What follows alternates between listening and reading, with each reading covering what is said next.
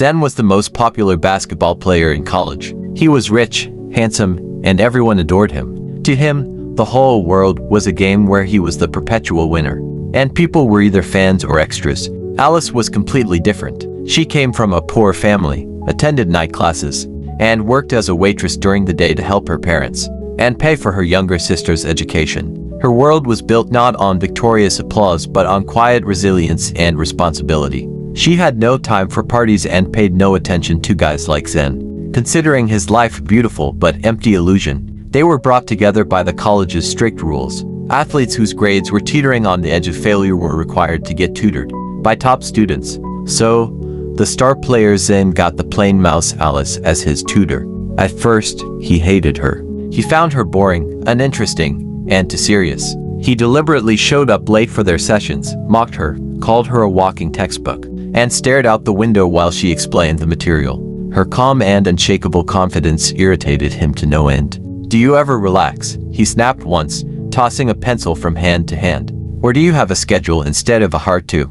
She merely looked at him calmly and, without changing her tone, replied, "Relaxation is a luxury, Zen. Some of us just don't have time for it. Let's get back to derivatives." Then something changed. One day, after his team's crushing defeat, all his friends from the club quickly scattered to their own affairs. Humiliated and angry, he wandered the empty campus and saw Alice. She had just finished her night shift at the cafeteria, tired, in an old jacket, but her face held a soft, sincere smile, the kind he had never seen on himself.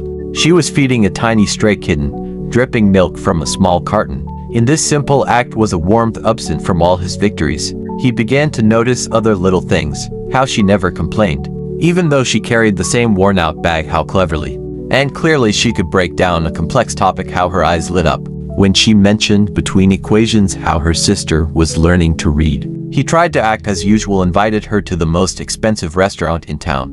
To finally make that impression, "I booked a table for Saturday. I think you should see how to live for real," he said with his usual confidence. She shook her head gently. "I have a shift on Saturday. But if you want to see how to live for real, let's just take a walk in the city park. I'll be walking home from work anyway." And on that walk, he realized he liked her. Truly, they walked along the autumn paths, and she talked about simple things. The smell of rain, books that change your worldview, her sister's dream of becoming an artist. It was incredibly peaceful with her. She didn't flatter him, didn't look at him like an icon.